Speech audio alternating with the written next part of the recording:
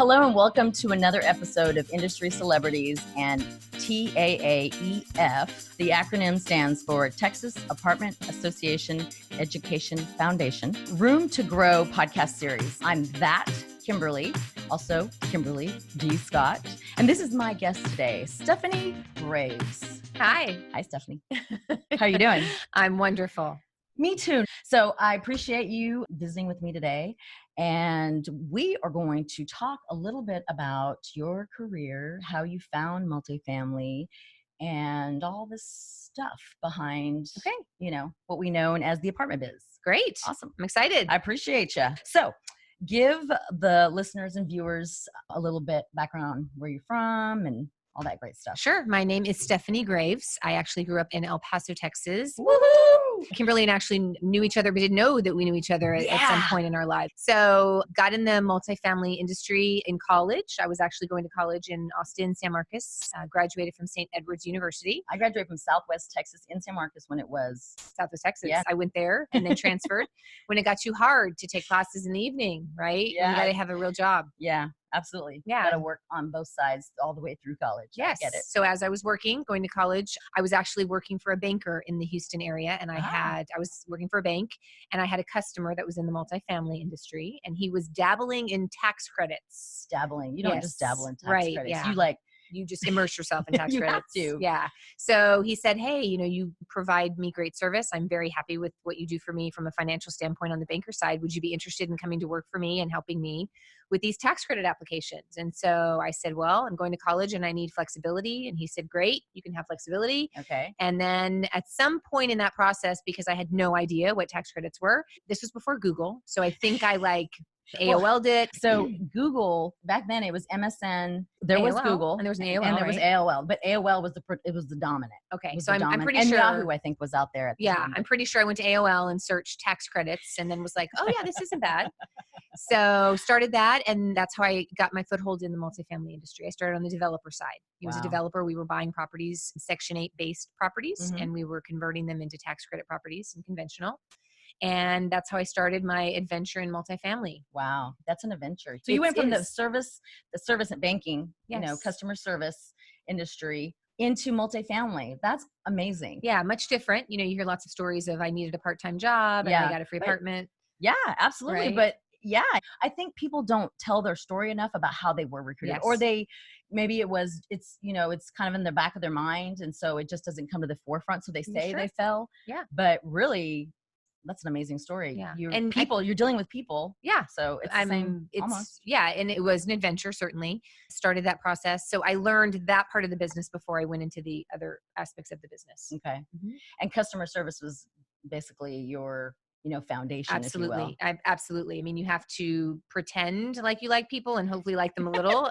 Kimberly says a lot. You have to like them. You have to at least 50% like people and even in IT or in accounting, you're going to be dealing with people. So maybe only 25% there. Yeah. Because I know that's, brainiacs, they tend to just want to live in their own world. Totally get it. I know I have lots of brainiac friends, but you got to like people. Gotta let people. Yeah. Yeah. So it seemed like a natural transition from banking but I got my degree in communication. So I'm never in my accountant, my controller will tell you, her name is Stephanie as well. I'm not the financial guru of the business. Yeah. I know just enough to get dangerous. So when the numbers are wrong. Yeah. And the fact that I came from banking into this, I'm more of a service operations kind of person. Okay. But went into multifamily, actually was working on his management part of what we did. We did tax credits and then we would go manage them and work through that process. Yeah. And then I relocated to the Houston area and took a job as a training and marketing person. So I was doing training and education, and that's kind of how I got my foothold in the industry and kind of have moved through that process from there. Wow.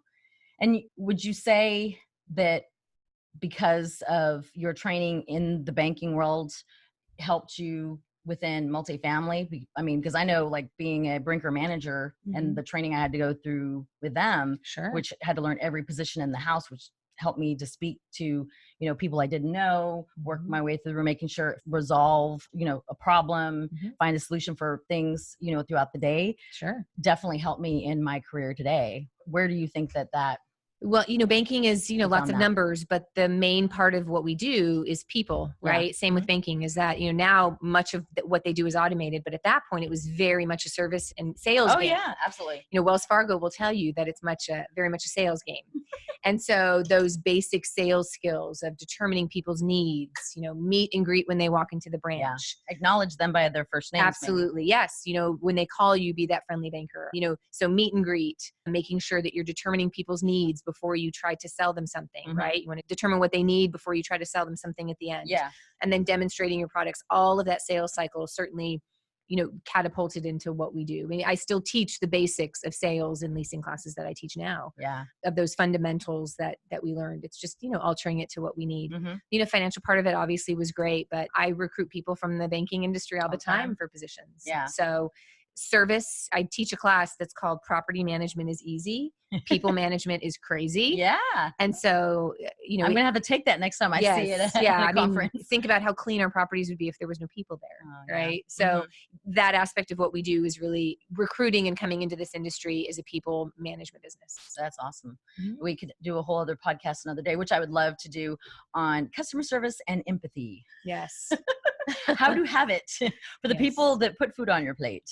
That would be awesome. Yes.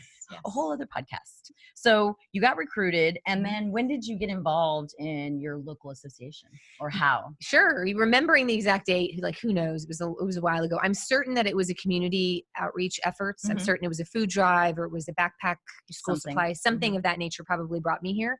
But the education is kind of what's kept me here in the relationship. So once, I was training at my local management company and then realized the resources that were available from the local association. Yeah. And I was like, oh my gosh, what was I doing? Like, why didn't I know this? And so then, we utilized those materials and really started sending our people to the association training, and then realized that what I was doing at my local organization would be great supplementing what the association was doing. So I got involved in the training aspect of it there, combining real life scenarios with, leasing 101 or with NALP, which is what's so amazing about the association and the education there is that it's basic information, your information that you're getting, but what makes it different and what makes it great is the stories that the people can tell that have experienced it. So that's why, because everybody's story is different. Everybody's experience is different. Yeah. And you learn by teaching. And so it made me better at what I do. And it made my people better educated because I was experiencing different facets of what was happening outside of my own company. Yeah. So your locals are way more than just a lease. And because they're supported by their state, shout out TAAEF, you have resources all the way around. So if you go in and you buy a property in Lubbock, you could easily call Jeff Lowry and say, hey, or Dave Mausenkowski, or talk to their regionals here, wherever. You have those resources because you meet those people being involved. Would you not say? Statement. If you're involved in your local association, you're going to meetings and doing the basic stuff, and then you just go to one TA meeting, you realize the reach that those locals have. Oh, absolutely. And so it really provides an amazing network for you to be able to say, hey, we're taking over a property in San Angelo. Who do I know that has experience there? What supplier partners will service that area? Thank you for using that word. When you're working through those processes, realizing how strong your association links are, your industry links are, it has made it possible for me to do business. Yeah, that's awesome. So it's resources that you need, folks. So what would you tell someone that might be interested in finding a new career or want to, have a career in multifamily or just change? Sure. What is great and also dangerous about what's happening in our industry is that many people don't realize that it is an amazing career path. And so, we're in need of people entering into the industry. Yeah. And on all levels, maintenance, leasing, management, accounting, HR, back rooms, marketing. Yeah. When we have a low unemployment rate in the nation, this is kind of what happens, right? Like it's hard to find the people. So if you are not happy in your job, if you are looking for something different, the apartment association, the apartments in general, multifamily provides a great avenue for that because one, I would say a degree is optional. Yeah. And so for 100%. A great deal of my on-site people and the people that I've met don't have a college degree or maybe started and didn't finish or couldn't finish, whatever that is. And there are a lot of executives that I met, that were on site, went to regionals, that moved their way up, that all started with a high school degree and learned as they went, got educated, took the trainings from locals to move their way up within their own organization. Yeah. And for the associations to have the amount of education possible, you go to college and you get a 4-year degree and it costs you $50,000. Yeah. You can earn multiple more now. More. Yeah, you can earn multiple designations and get some training that really means a lot within the apartment industry. Yeah. For $5,000. Yeah. And many times your employers will help you with that cost. Okay. And there's grants and so many opportunities. So one, I think that's great that you don't need a college education to necessarily make it here. The other is that there's something for everyone. Yeah. If you're sales driven, if you're economic driven, whatever that is. You're IT driven. Yeah, there's a supplier partner path that can provide a great income, and there's also a management path that can provide a great level of income. So lots of opportunity. Trained on both sides. Yes, absolutely. Lots of opportunity. And the other thing that I think makes multifamily different from banking or other things that I've been to before is the amount of cooperation and openness between collaboration people. Yes, between both management companies and owners and the supplier partners. Because, it's an environment where one flooring vendor will talk to another flooring vendor about products that are coming out. Yeah. It's much more friendly, welcoming environment than I think you see in the oil and gas or in different career paths. Yeah, I would totally agree. Everybody collaborates. We come together. We share. I always say sharing is caring. And if we don't evolve, we die. So I feel like there's an abundance in the world for everyone. And the multifamily industry is very good about that collaboration. And most part, everybody's good about the sharing. Obviously, they're not going to give trade secrets. Sure. And, which really, it's not rocket science, right?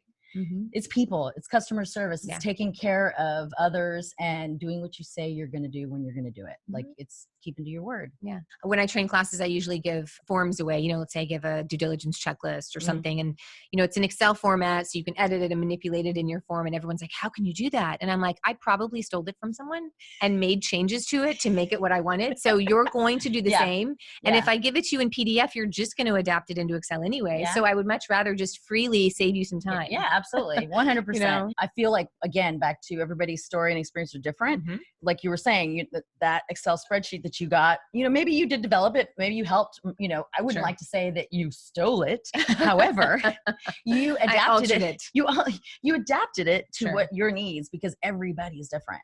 And there's enough out there for everyone, but everybody's different. I'm the same way when people ask. I hope you're learning. As I'm learning, I'm going to make everything better that I do. Or go to Google, because Google is your mother. You can learn anything you want. I mean, when people ask me, how did you start or why podcasting? I'm like, well, first, Google is your mother. Second, Gary Vee.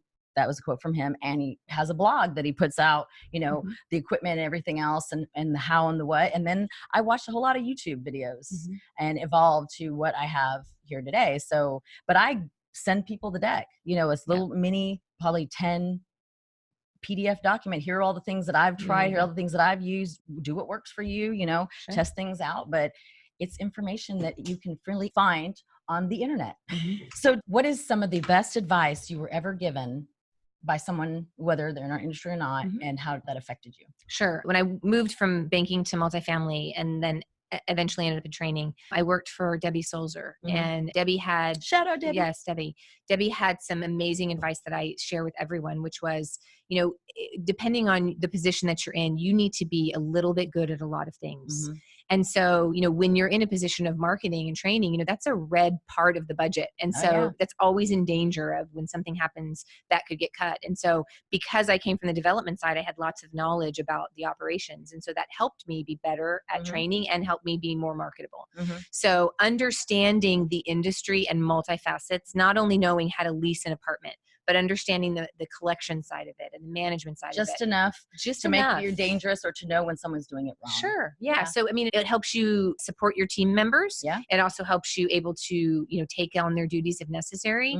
And it makes you more marketable as an individual. Yep. So you are able to, like at Brinker, they taught you every facet of the kitchen, front, back of the house. And if you had to let a cook go, you could. I mean, you just not like fire them, hopefully, but like to have them step out and take a breath and, you could run the fryer, which I did, but it really made me better. And it makes you better as a leader. It helps you grow, and you're never held hostage by a poisonous individual within the organization, because you can figure it out one way or another. Sure.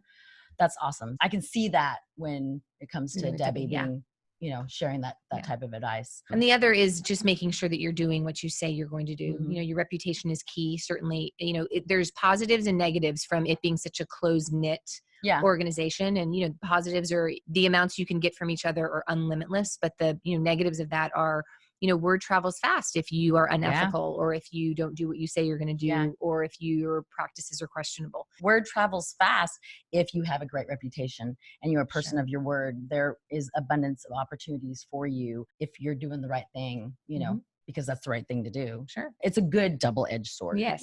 Yeah. that I truly have seen firsthand. So that's reputation, people, means personal brand for all you millennials out there, which we love you. And really embracing the avenues that we have within the association has Yeah. made it possible for me to have my company, has made it possible for many people to succeed. And, you've got to have that networking of individuals that you can learn from, engage from when necessary. So tell folks, well, first who you're with. Sure. And how they can connect with you if they have questions or want to learn more about what you're doing. Okay. So my name is Stephanie Graves. I have a training, marketing, third-party management company called Q10 Property Advisors. We're a group of individuals in the industry that train and do third-party management and do some consulting and all kinds of good stuff. Yeah. So Q10PA.com, Q10PA.com. So yeah, you can get hold of me, Stephanie, and I'm on Twitter and I'm on Instagram and Facebook and all that crazy And stuff. the LinkedIn. And the LinkedIn. I'm Yes. on the LinkedIn. Because you do some speaking, right? I do. Yes, Okay. I do. Making some trips in December and January, actually. So Awesome. the other thing we have going on next year, which we're really excited about, is we're working on a multifamily immersion cruise. Ooh, that sounds like a conference on the water. Yes. Yeah. So you can email me about that and there'll Okay. be all kinds of fun stuff coming up. I'm hoping Kimberly is going to be there. Yeah, So we'll see how maybe that we'll goes. podcast. I don't know how strong the waves would be, but we could can always record it. Record it. Absolutely. Yes. Bring it to you later. Yeah. And maybe when we get a good connection, we'll do live. So it's 2020. We'll be okay. working on that. Awesome. Well, I appreciate you so much. Thank you. And Thank you for doing this. Yeah, it's something that I'm definitely passionate about, sharing other people's stories and educating others through the experiences of others. That's a lot of others, but all good. Others. So the others. The others. If Stephanie's advice or story resonates with you, or you know somebody who's looking for a new career, please tag them in the comments, share this episode, reach out to her, reach out to me, reach out to Becca at TAAEF. There will be lots of links in the description. And remember, until next week, stay positive, and there's always room to grow here in multifamily. Absolutely.